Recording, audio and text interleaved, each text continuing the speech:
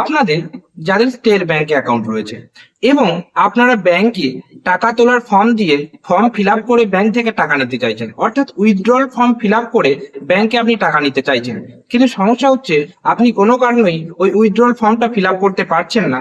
হয় আপনি জানেন না, বা আপনি জানলেও ব্যাংকে ঢোকার পর আপনি নার্ভাস হয়ে গেছেন এবং আপনি কি লিখবেন সেটা বুঝতে পারছেন না। আজকে আমি এই ভিডিওতে আপনাদেরকে দেখাবো সরাসরি স্ক্রিনে আমার ফোন থেকে ওই উইথড্রল ফর্মটা কিভাবে ফিল আপ করবেন, পুরো ডিটেলসে আপনাদেরকে বলে দেবো। আশা করি আপনাদের মধ্যে কোনো ভয় থাকবে না, একটা কনফিডেন্স, একটা আত্মবিশ্বাস তৈরি হবে যে হ্যাঁ আপনি নিজে পারবেন। তাতে আপনি একটু পড়াও পড়াশোনা জানুন বা অনেক পড়াশোনা জানুন, কোনো রকম সমস্যা নেই। অবশ্যই ভিডিওটি শেষ পর্যন্ত দেখবেন, তাহলে পুরো বিষয়টা বুঝতে পারবেন। এটা একটা শেখার বিষয়।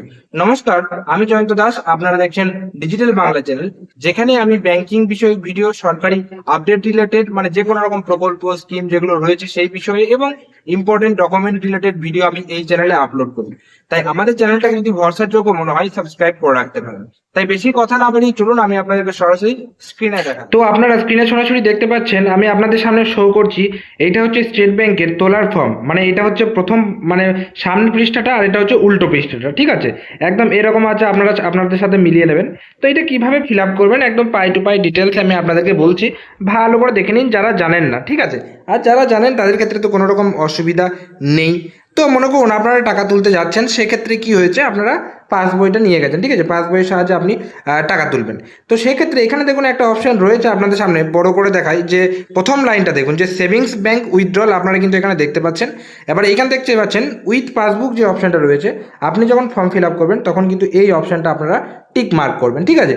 যে আপনি পাসবুক, আপনার সেভিংস অ্যাকাউন্ট থেকে টাকা তুলতে চাইছেন, তাই এই অপশনটা আপনারা এখানে টিক মার্ক করবেন।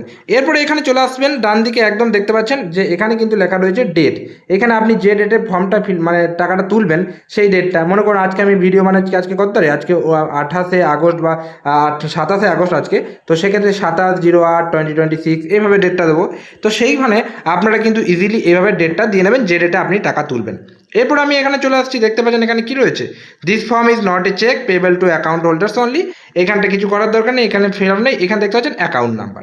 এইবার আপনার যে অ্যাকাউন্ট নাম্বারটা, মানে যে অ্যাকাউন্ট থেকে আমি, আপনার স্টেট ব্যাংকে তো টাকা তুলতে গেছেন, আপনার পাসবই অ্যাকাউন্ট নাম্বার লেখা আছে, এই অ্যাকাউন্ট নাম্বারটা এই ঘরগুলোতে আপনারা ফিল আপ করে দেবেন। এই ঘরটাতে ফিল আপ করে দিলেই হবে, ঠিক আছে? দেখে দেখে ধীরে সুস্থে আপনার ফর্মটা ফিল আপ করে নেবেন। এইবার মনে করুন আপনি কত টাকা চাইছেন, আপনাকে তো টাকা লাগবে। এবার আপনি ক টাকা তুলতে চাইছেন, সেই টাকাটা এই দেখুন এইখানে রয়েছে না, এইখানে কিন্তু আপনাকে কথায় লিখতে হবে, এইখানে কথায় লিখতে হবে। মনে করুন আপনি 2000 টাকা তুলছেন, তাহলে লিখবেন এখানে 2000, হ্যাঁ অনলি, এইভাবে কিন্তু এই জায়গাটা করে আপনাকে লিখতে হবে। আশা করি ব্যাপারটা বুঝতে পারলেন। এবার ওই কথাটাই, মানে যেটা আপনি অ্যামাউন্টটা কথায় লিখলেন, সেটা এখানে এই যে এখানে দেখতে পাচ্ছেন টাকার চিহ্ন রয়েছে, এখানে আপনাকে সংখ্যায় লিখতে হবে। মনে করেন 2000 টাকা আমি নেব, তাই 2000 টাকা, হ্যাঁ এইখানে কিন্তু আপনাকে দিতে হবে। তাহলে আপনি এইখানটা কিন্তু হয়ে গেল, ওই দিকের কাজটা হয়ে গেল। এইবার এখানে দেখতে পাচ্ছেন যে প্যান নাম্বার, মোবাইল নাম্বার এগুলো লাগে না, ঠিক আছে? যদি ব্যাংকে মানে এগুলো সচরাচর লাগে না, কিন্তু যদি 50,000 টাকার উপরে আপনি তুলতে চান, তাহলে সেক্ষেত্রে আপনি এখানে প্যান নাম্বার, এখানে মোবাইল নাম্বার এগুলো দিতে পারেন। আর মানে সচরাচর এমনিতে লাগে না, ঠিক আছে? এইটা হয়ে গেল ব্যাপার, খুব বেশি কাজ নেই। কি কি কাজ আমরা দেখলাম, এখানে দুটো কাজ রয়েছে। একটা হচ্ছে আপনার এখানে টিক করতে হবে যেটা উইথ পাসবুক, এবং আর একটা রয়েছে এখানে ডেট দিতে হবে। আপনারা সরাসরি এখানে দেখতে পাচ্ছেন যে এখানে আপনাকে ডেটটা দিতে হবে, এবং আর একটা রয়েছে এখানে অ্যাকাউন্ট নাম্বারটা আপনার দিতে হবে, ঠিক আছে? এই যে এই জায়গাটা করে অ্যাকাউন্ট নাম্বারটা দিতে হবে, এবং এইখানে আপনার কথায় লিখতে হবে এইখানটা, আর এখানটা হচ্ছে সংখ্যায় লিখতে হবে। বাস, হয়ে গেল আপনার কাজ শেষ। এবার একটু ওপর দিকে যাবেন, এখানে দেখতে পাচ্ছেন সিগনেচার, অ্যাকাউন্ট হোল্ডার সিগনেচার। অ্যাকাউন্টটা যার নামে সে কিন্তু এখানে সই করবে, ঠিক আছে?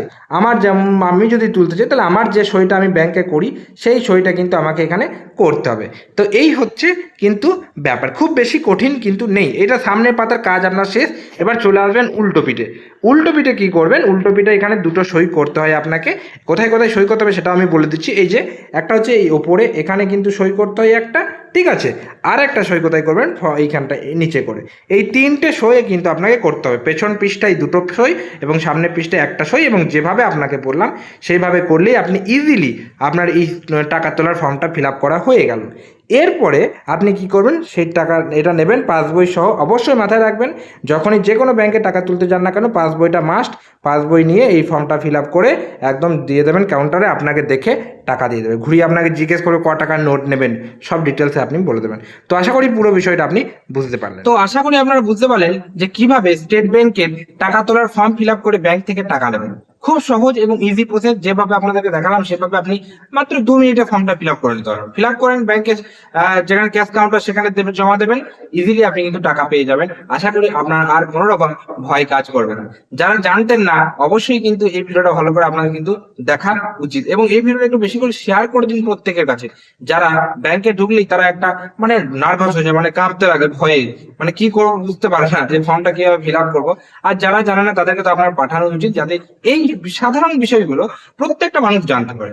মানুষের মধ্যে একটা অন্যরকম অনেক সাধারণ মানুষ আছে আমাদের ভারতবর্ষে, যারা কিন্তু এইসব বিষয়গুলো অত জানে না। তাদেরকে একটু পাঠিয়ে দিন, তারা বিষয়গুলো বুঝতে পারবে, সহজে নিজে থেকেই করতে পারবে, আর কারোর সাহায্য লাগবে না।